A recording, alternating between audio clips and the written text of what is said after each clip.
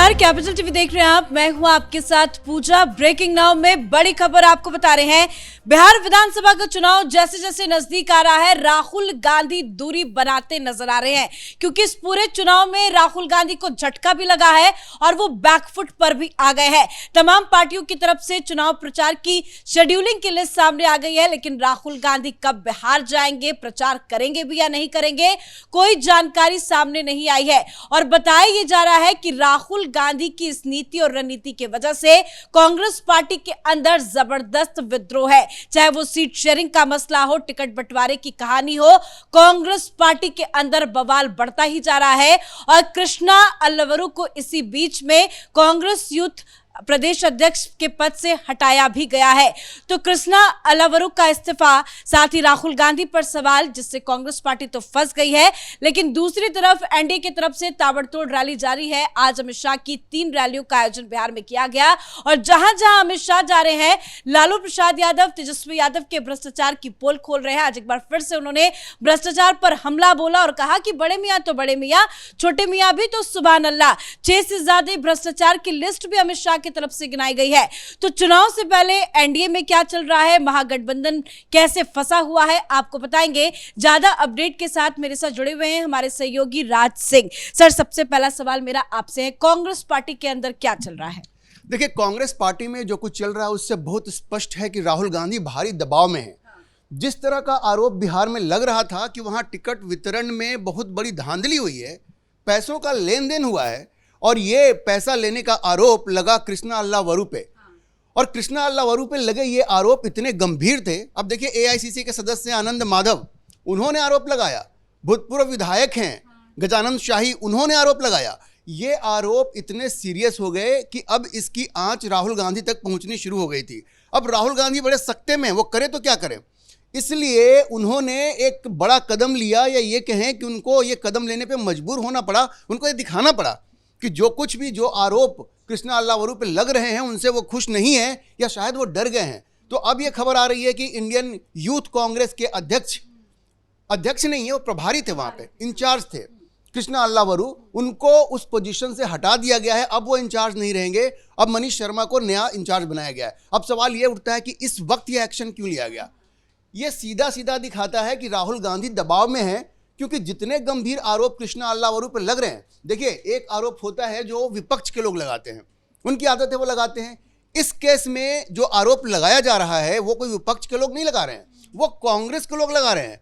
और ऐसे लोग लगा रहे हैं जो महत्वपूर्ण ओहदे पे हैं, जो एआईसीसी के सदस्य हैं, जो पूर्व विधायक हैं, जो एक कह रहे हैं कि हमसे पैसा मांगा गया, हमने पैसा नहीं दिया तो हमारा टिकट काट दिया गया।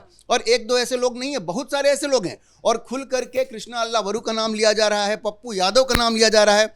और मैं पहले से भी हम लोग इस बात को डिस्कस कर रहे हैं कि अगर कृष्णा अल्लावरू पे कोई आंच आती है तो वो आंच राहुल गांधी तक पहुंचेगी। इसका मतलब एक तरह से राहुल गांधी ने इस बात को माना है कि कृष्णा अल्लावरू के ऊपर भ्रष्टाचार के जो आरोप हैं, जो पैसों की डील की खबर आई है कि 3 करोड़ 4 करोड़ में टिकट बांटे गए, वो डील तो सिर्फ कृष्णा अल्लावरू ने नहीं की होगी ना, सवाल तो राहुल गांधी पर भी खड़े होंगे। बिल्कुल, मैं वही कह रहा हूं। राहुल गांधी ने कहीं ना कहीं इस बात को माना है कि जो भ्रष्टाचार के आरोप कृष्णा अल्लावरू पे लगे हैं उनमें कहीं ना कहीं कोई सच्चाई है।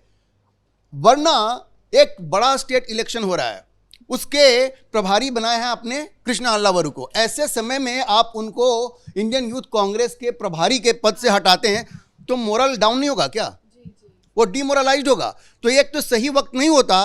अगर कोई सामान्य समय ऐसा होता तो इनको हटाना वो अलग बात होती। चुनाव के वक्त इनको हटाने का मतलब ये है कि राहुल गांधी, ये जो आरोप लगे हैं कृष्णा अल्लावरू पे, उससे राहुल गांधी भी हिल गए हैं और एक फेस सेविंग स्टेप के तौर पे उनको इंडियन यूथ कांग्रेस के प्रभारी पद से हटाया गया है। तो आप ये समझिए, एक तरह से ये एडमिशन है राहुल गांधी के पार्ट पे कि कुछ न कुछ तो गड़बड़ है।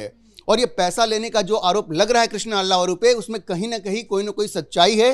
इलेक्शन होने दीजिए, उसके बाद ये चीजें और भी खुलेंगी। विरोध जिस तरह से कृष्णा अल्लावरू का हो रहा है, वो जहां जा रहे हैं कार्यकर्ता नेता उनको घेर ले रहे हैं। कल भी खबर आई कि होटल के बाहर उनको रोक दिया गया।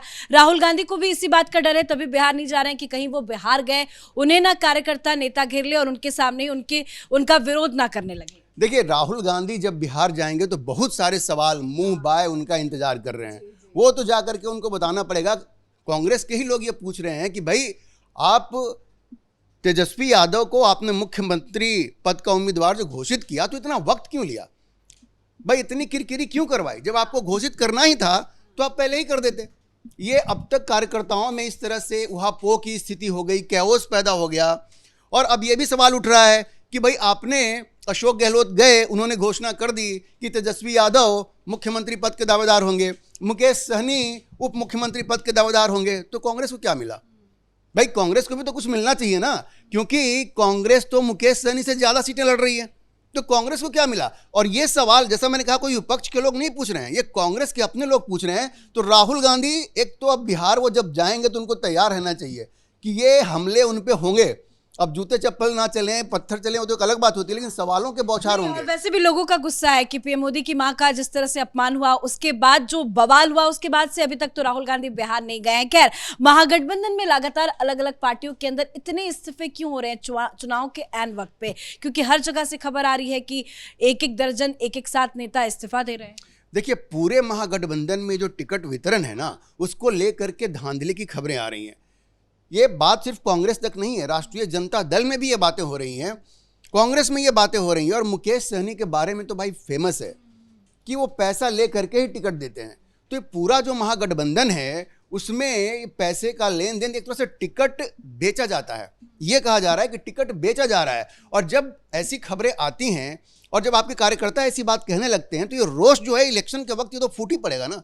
भाई एक कार्यकर्ता है, वो 5 साल से मेहनत कर रहा है और उसके बाद आप एकाएक किसी दूसरे व्यक्ति को पैसा देकर के टिकट दे देते हैं, तो फिर क्या होगा? आपने देखा होगा कितने लोग अपना कुर्ता फाड़ रहे हैं, आपने देखा ना। राजद, कांग्रेस में भी ऐसे लोग हैं जो फूट फूट के रो रहे हैं कि भाई ये क्या हो गया।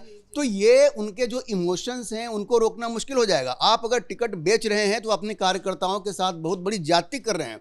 और ये खबर पूरे महागठबंधन से आ रही है, चाहे वो कांग्रेस हो, राजद हो, सहनी की पार्टी हो, तो विद्रोह तो होगा। और देखिए, इसका असर चुनाव पर भी पड़ेगा। जब चुनाव का दिन आप आने दीजिए, अगर आपका जो कैडर है, आपके कार्यकर्ता हैं, इस तरह से डीमोरलाइज हो जाएंगे तो आपके वोटर को लेकर के वो बूथ तक नहीं जाएंगे और तब आपको समझ में आएगा कि आपने कितनी बड़ी गलती की है। बिल्कुल, तो महागठबंधन में लड़ाई झगड़े, मारधाड़ सब कुछ चल रहा है, लेकिन बात एनडीए की करें तो आज तो ताबड़तोड़ रैलियां अमित शाह की है। अमित शाह जहां जहां आ रहे हैं, लालू यादव के भ्रष्टाचार का जरूर जिक्र कर रहे हैं। देखिए, भ्रष्टाचार तो एक ऐसी चीज़ है जो राजद का कभी पीछा नहीं छोड़ेगी और न लालू फैमिली का कभी पीछा छोड़ेगी। हम लोग कई बार से कह रहे हैं कि लालू यादव एक सजा याफ्ता व्यक्ति हैं, उन पे कोई आरोप नहीं है, आरोप सिद्ध हो चुके हैं, आरोप सिद्ध हो चुके हैं। राजद के बहुत सारे प्रवक्ता हैं, आप नेशनल टेलीविजन पे भी देखती होंगी, कुछ महिला प्रवक्ता भी, उनको बुरा लग जाता है, कह रहे चारा चोर क्यों कहा। अरे भाई, चारा चोर हम लोग थोड़े कह रहे हैं, कोर्ट ने कह दिया, कोर्ट ने कहा ना, उनको सजा मिली है और अभी वो पैरोल पे बाहर हैं, सजा मिली है। और एक आप जा करके आपने दिखाया कि भाई मेरा स्वास्थ्य ठीक नहीं है, मेरा किडनी ट्रांसप्लांट हुआ है, उसके बेसिस पे आप बाहर हैं। और ये चलिए, और भी दुख की बात है कि कोर्ट कुछ नहीं कह रही है, जो व्यक्ति सेहत के आधार पे बाहर आया वो खुल के पॉलिटिक्स कर रहा है, टिकट बांट रहा है, समझिए इसमें है। लेकिन ये भ्रष्टाचार का जो आरोप है पीछा तो नहीं छोड़ेंगे ना। तो आज देखिए, आज अमित शाह ने जो रैली की है उसमें क्या क्या गिनाया उन्होंने सारे घोटाले का नाम लिया है। चारा घोटाला, लैंड फॉर जॉब घोटाला, IRCTC घोटाला, अलकतरा घोटाला, बाढ़ राहत घोटाला, BPSC भर्ती घोटाला, AB एक्सपोर्ट घोटाला, आय से अधिक संपत्ति का घोटाला, मतलब पूरी लिस्ट निकाल दी है। और ये इंपॉर्टेंट इसलिए है कि तेजस्वी यादव ने प्रेस कॉन्फ्रेंस में कहा कि भ्रष्टाचार के प्रति हमारा जीरो टॉलरेंस होगा। अरे भाई, आपका ये जीरो टॉलरेंस कैसे हो सकता है जब आप खुद, आपके पिता, आपके परिवार के लोग भ्रष्टाचार में आकंठ डूबे हुए हैं? तो ये आप कैसे कह रहे हैं कि भ्रष्टाचार पे जीरो टॉलरेंस होगा और लोग आपको भरोसा करेंगे, आप तो विश्वास करेंगे? अमित शाह ने एक और बात कही कि ये सारे घोटाले तो लालू यादव से जुड़े हुए हैं। जो उनके गुरु थे मनमोहन सिंह, जो 10 साल की सरकार चली, तो 12 लाख करोड़ का घोटाला हुआ है, 12 लाख करोड़ का। इसलिए उन्होंने कहा कि छोटे मियाँ तो छोटे मियाँ, बड़े मियाँ सुभान अल्लाह। ये अमित शाह ने आज कहा। तो भ्रष्टाचार एक बड़ा मुद्दा बिहार में बनेगा। जिस तरह की बातें तेजस्वी यादव कर रहे हैं, तो विपक्ष क्या कहेंगे, जो सत्ता पक्ष है एनडीए को, ये बताने का मौका मिलेगा, उन सारे घोटालों को गिनाने का मौका मिलेगा जिस तरह से आज अमित शाह ने गिनवाया है। तो भ्रष्टाचार के मुद्दे पर राजद कम से कम कुछ बोल नहीं सकती, लालू परिवार कुछ नहीं बोल सकता और तेजस्वी यादव तो बिल्कुल नहीं बोल सकते, क्योंकि अभी अभी IRCTC घोटाले में उनको नामजद किया गया है। बिल्कुल, बहुत बहुत धन्यवाद अपडेट के लिए। तो चुनाव से पहले कि पूरा का पूरा लालू परिवार भ्रष्टाचार के दलदल में फंसा हुआ है और उनके एक एक के भ्रष्टाचार को आज अमित शाह की तरफ से गिनाया गया, एक एक का जिक्र अमित शाह ने किया है। तो भ्रष्टाचार का तो दाग लगाई है तेजस्वी लालू पर, लेकिन कांग्रेस पार्टी भी अपनी अंदरूनी कलह से जूझ रही है, जो राहुल गांधी के लिए बहुत बड़ा झटका है। इस बड़ी खबर में मेरे साथ फिलहाल इतना ही। कैमरा पर्सन रवि के साथ मैं पूजा, कैपिटल TV।